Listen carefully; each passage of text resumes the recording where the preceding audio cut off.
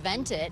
Now here in LA, one of the areas affected is behind us, the 6th Street Bridge, known as the Ribbon of Light, but it has actually been in the dark after electrical boxes were ripped open, the wires stolen. Officials saying it would cost about $2.5 million to fix the problem here on the bridge. Other LA County neighborhoods also affected. At the end of September, in East Gardena, thieves left behind extensive damage to power poles and businesses. And in April, stolen wiring in Los Feliz left entire streets without light. Officials say just last year, Los Angeles received nearly 46,000 streetlight outage reports, 40% of them due to copper wire theft. This morning, elected leaders, they encouraged Governor Gavin Newsom to sign Assembly Bill 476, saying it could help decrease the theft of copper and other metals by requiring enhanced reporting. Junk dealers and recyclers would have to collect detailed records, including a signed statement verifying the seller's identity and lawful ownership. There would also be expanded restrictions on scrap metal possession. Certain scrap metal from essential infrastructure, such as streetlights and traffic signals, would be illegal to possess without proper documentation. And there would be increased penalties reflecting the high costs of damage and replacement that have fallen on taxpayers and communities. Assemblymember Mark Gonzalez authored the bill. He spoke about the problems copper wire theft is causing for the public. Every stolen wire is more than metal ripped from the ground. It's light ripped from our communities. It's the street where children walk home from school left in the darkness. It's the small business owner closing early because the block that they work on feels unsafe. It's the senior waiting to help that never comes because a phone line went dead because they stole the copper wire from their neighborhood. And efforts have been made to mitigate the problem. In July of last year, the city's heavy metal task force announced that it had arrested more than 80 people and seized 2,000 pounds of stolen copper wire. Sheriff Robert Luna saying another arrest was made in August of this year. Our Major Crimes Bureau investigators arrested a serial copper theft wire thief who targeted communication vaults in Norwalk, La Mirada, Whittier, and Downey. He pled guilty and was sentenced to 3 years in state prison.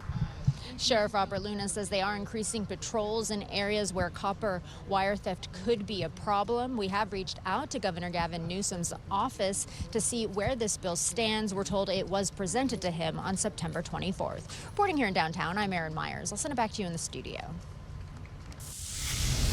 Erin. Well, it's my turn then. Thanks, Erin. Another hidden camera has been found tucked into the bushes of a local neighborhood. Crime Busters of West Hills posted some photos we're going to show you right here to social media showing the hidden security camera wired to a battery pack and Wi-Fi hotspot. Residents are now on edge, worried that the camera was recording their everyday activities and could mean their community is being targeted for break-ins and other crimes. The unsettling discovery is just the latest in a string of hidden cameras that were found in Los Angeles County, mostly in the San Fernando Valley. Some of the cases have been linked to international burglary tourism rings. The U.S. Supreme Court rejects an appeal from Ghislaine Maxwell, the imprisoned former girlfriend and accomplice of sex offender Jeffrey Epstein. The justices did not explain why they turned down the appeal. Lawyers for Maxwell argued she never should have been tried or convicted for her role in luring teenage girls to be sexually abused by Epstein. Maxwell is currently serving a 20-year prison term. She was moved to a minimum security facility in Texas in July after she was interviewed by Deputy Attorney General Todd Blanche. That move sparked outrage among Democrats who are accusing the Trump administration of withholding the complete Epstein files from the public. It is now day 6 of the federal government shutdown, and there is no end in sight. The Senate has now made a handful of attempts to end the shutdown with no success. KTLA's Trevor Shirley is live in Washington with more. Trevor, good morning. Eric, good morning to you as well. We also know the House won't be in Washington this week either.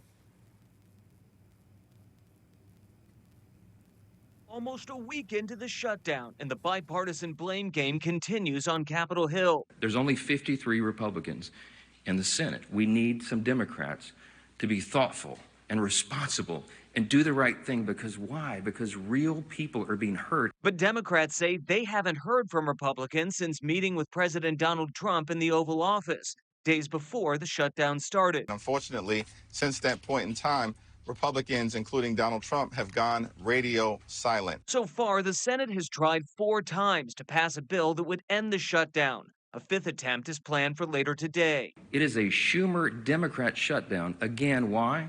Because they needed political cover. It's shameless, it is sad, real people are hurting, and it needs to end. Democrats say they want protections for healthcare tax credits that end later this year. Republicans accuse Democrats of trying to give taxpayer-funded health care to illegal immigrants. Federal law clearly prohibits the expenditure of taxpayer dollars to provide health care to undocumented immigrants, period, full stop. And no Democrat on Capitol Hill is trying to change that law. Stuck in the middle, hundreds of thousands of federal workers who remain on furlough. And next week, military members will start going without a paycheck. There's nothing for us to negotiate. The House has done its job. Our view is that we will find bipartisan common ground with our Republican colleagues to reopen the government. Now, the Senate is in session this week, but at this point, there's still no indication they'll make any kind of a breakthrough. That's the latest here in Washington. We'll send it back to you guys in L.A. We'll keep watching it, Trevor. Thank you. The Nobel Prize in Medicine has just been awarded to a trio of scientists. Mary Brunkow, Fred Ramsdell, and Dr. Shimon Sakaguchi will share the award. They did joint research on how the body keeps its immune system in check. They discovered new cells called regulatory T cells that help protect the immune system. The groundbreaking research will help scientists understand why some people develop autoimmune diseases. This is the first Nobel Prize announcement of 2025. More announcements expected this week. If they were giving a Nobel Prize for weather, Mr. Kriski, I'm up would for be it. a prime candidate. Yes. Absolutely. I'm in.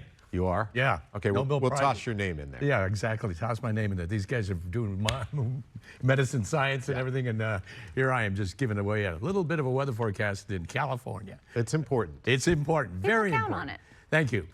Here we go. We're looking at